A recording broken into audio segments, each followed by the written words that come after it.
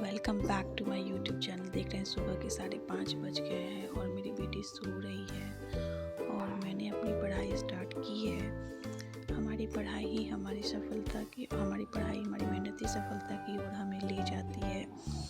और चूँकि हम अपनी पिछली असफलताओं से ही सीखते हैं कि हमने गलती कहाँ की है और हमें उन गलतियों को फिर से दोहराना नहीं है। और यहाँ मुझे यहाँ पे आ रही है लेकिन चूँकि अब तो जॉब होने में लेट हो रही है तो हमें ये समझना होगा गलती कहाँ की है। ये है मेरे नोट्स जो मैंने बनाए हुए हैं और मैं इन्हें मैंने पढ़ने की कोशिश कर रही हूँ क्योंकि अब कोई दूसरा ऑप्शन नहीं है, क्योंकि ज़माने को भी दिखाना है कि हाँ उन्होंने जितना नालायक समझ लिया है, पर अब हमारी बारी है कि हमें कुछ करना है, कुछ समझना है, क्योंकि लोग हमारी मेहनत को कोई नहीं देखता। बस तो अगर हमें देखना है कि हमें हर तरीके से दिखाना है कि हम भी अपनी लाइफ में कुछ कर सकते हैं। जितनी असफलताएं पानी थी हमने पा ली, बस अब और नहीं।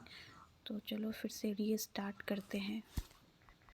तो चलिए आज से हम लोग 5 क्वेश्चन करंट अफेयर्स के डेली करेंगे, ताकि जो हमारी प्रिपरेशन है वो और भी ज़्यादा अच्छा हो सके, और भी ज़्यादा सुगम और सफल हो सके। और क्योंकि करंट अफेयर्स बहुत मायने रखते हैं एग्ज़ाम में, और हम लोग लास्ट टाइम में पढ़ाई करते हैं, जिस वजह से बहुत सारे करंट अफेयर्स ऐसे होते हैं जो छूट जाते हैं।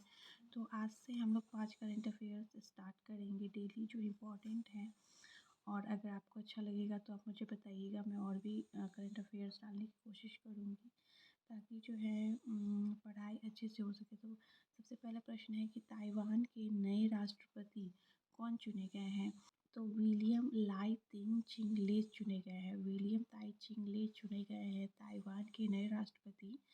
विलियम ताई चिंगले को चीन का कट्टर विरोधी माना जाता है।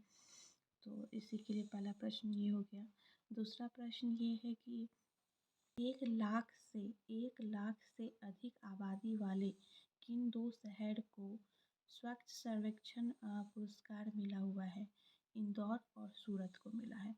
इंदौर और सूरत को मिला है 1 लाख से अधिक आबादी वाले 2 शहरों में। और इंदौर को जो है ये प्राइज़ 7वीं बार मिला है।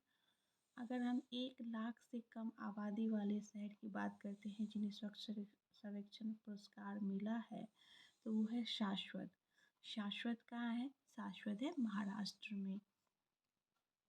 अगर तीसरे प्रश्न की बात करते हैं तो प्रभा अत्रे जिनका निधन हो गया है, वो पेशे से क्या थी? प्रभा अत्रे जिनका निधन हो गया है वो पेशे से क्लासिकल सिंगर थी। अगर हम बिहार करंट अफेयर्स की बात करते हैं तो बिहार करंट अफेयर्स की अगर हम बात करते हैं, बिहार में जो कला संस्कृति मंत्री हैं, कला संस्कृति एवं शिक्षा मंत्री हैं जितेंद्र कुमार हैं। तो उन्होंने किन 2 व्यक्तियों को अनिल मुखर्जी सम्मान से सम्मानित किया है? तो वो है राजेश राजा और अर्चना सोनी। बौंसी मेला और मंदार महोत्सव का उद्घाटन कहाँ हुआ है? तो बांका में हुआ है। नेशनल यूथ डे यानी कि राष्ट्रीय युवा दिवस कब मनाया जाता है? 12 जनवरी को। और नेशनल आर्मी डे कब मनाया जाता है? तो 15 जनवरी को। ठीक है।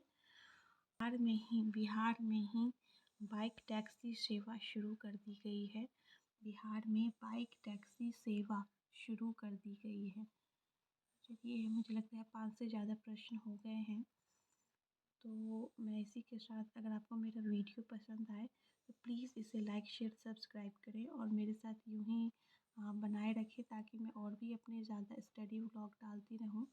जैसा कि आपने देखा है कि आज से मैंने हिस्ट्री पढ़ना शुरू किया है। क्योंकि मेरे नोट्स बने हुए हैं, मैंने खुद से नोट्स बनाया हुआ है, तो मैं उसे पढ़ाई कर रही हूँ हिस्ट्री की।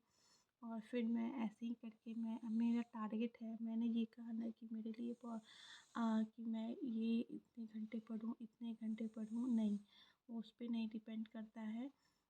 ये मेरे टाइम मैनेजमेंट पे ही ये डिपेंड करता है कि मैं कितने दिनों में कंप्लीट करूँ।